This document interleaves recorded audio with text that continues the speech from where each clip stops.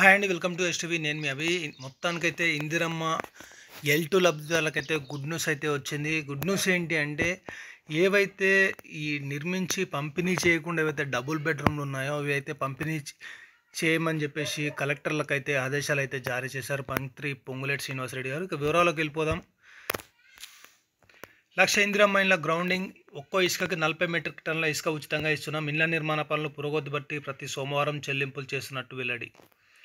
ఇక చూసుకున్నట్టయితే రాష్ట్రంలో ఇందిరమ్మ ఇండ్ల నిర్మాణ పనులు వేగంగా కొనసాగుతున్నాయని హౌసింగ్ శాఖ మంత్రి పొంగులేటి శ్రీనివాసరెడ్డి తెలిపారు. ఇప్పటి వరకు దాదాపు 3 లక్షల ఇండ్లు మంజూరు చేయగా ఇందులో 2.37 లక్షల లబ్ధిదారులకు మంజూరు పత్రాలు అందజేశామని, ఇందులో 1.3 లక్షల ఇండ్లు గ్రౌండింగ్ అయ్యాయని తెలిపారు. వివిధ దశల్లో నిర్మాణ పనులు కొనసాగుతున్నాయని వెల్లడించారు. మంగళవారం సెక్రటేరియట్లో ఇందిరమ్మ ఇండ్లపై అధికారులతో మంత్రి పొంగులేటి శ్రీనివాసరెడ్డి రివ్యూ నిర్వహించారు. రాష్ట్ర వ్యాప్తంగా 22.500 కోట్లతో నియోజకవర్గానికి 3,500 చొప్పున 4.50 లక్షల ఇందిరమ్మ ఇండ్లు నిర్మించాలని ప్రభుత్వం లక్ష్యంగా పెట్టుకుందని తెలిపారు.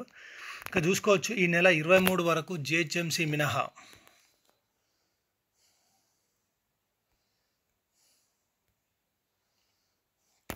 ఇక చూసుకోవచ్చు క్లియర్గా మీరు.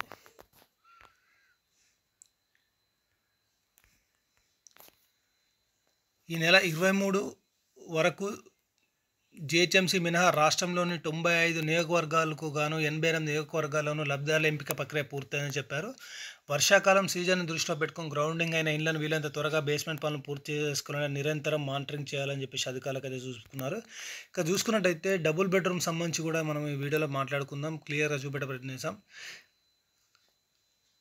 రాష్ట్ర ప్రభుత్వానికి ఎన్ని ఆర్థిక ఇబ్బందులు ఉన్నా కూడా ఏమాత్రం ఆలస్యం చేయకుండా ఇందిరమ్మ ఇండ్ల పనుల పురోగతిని బట్టి లబ్ధిదారులకు సోమవారం అయితే చెల్లింపులు జరుపుతున్నారని తెలిపారు. మధ్యవర్తుల ఆస్కారం లేకుండా 4 విడతల్లో ఇందిరమ్మ ఇండ్ల లబ్ధిదారులకు నేరుగా వారి బ్యాంక్ ఖాతాలోనే డబ్బులు చేస్తున్నామని చెప్పారు. ఇంటి స్థలం లేని అర్హత కలిగిన లబ్ధిదారులకు ఇప్పటివరకు కేటాయించని డబుల్ బెడ్రూమ్ ఇవ్వాలని, అలాగే మొండిగోడలతో ఉన్న డబుల్ ఇండ్లను పూర్తి చేయడానికి కాంట్రాక్టర్లు ముందుకు రాని పక్షంలో లబ్ధిదారులే పూర్తి చేసుకోవడానికి 5 లక్షల ఆర్థిక సాయాన్ని ప్రభుత్వమే అందిస్తుందని చెప్పడమే జరిగింది. ఇక్కడ చూసుకోవచ్చు మీరు క్లియర్గా.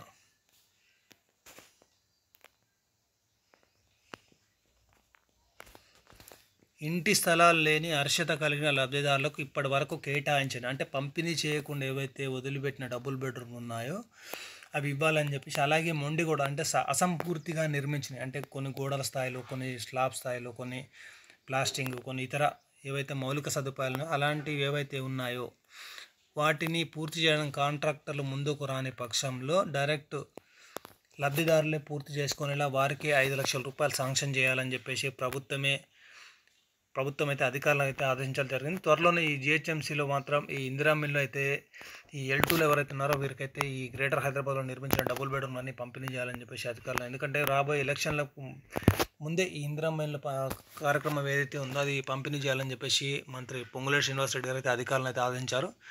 ఇది ఎంత తొందరగా వీలైతే అంత తొందరగా పంపిణీ చేయాలని వాళ్ళు చూస్తున్నప్పటికీ కూడా కొంత డిలే అయితే అవుతుంది. దీనికి సంబంధించి ఎలాంటి అప్డేట్ ఉందో మన ఛానల్లో మీకు చెప్పే ప్రయత్నం అయితే చేస్తాం. Thank you for watching STV.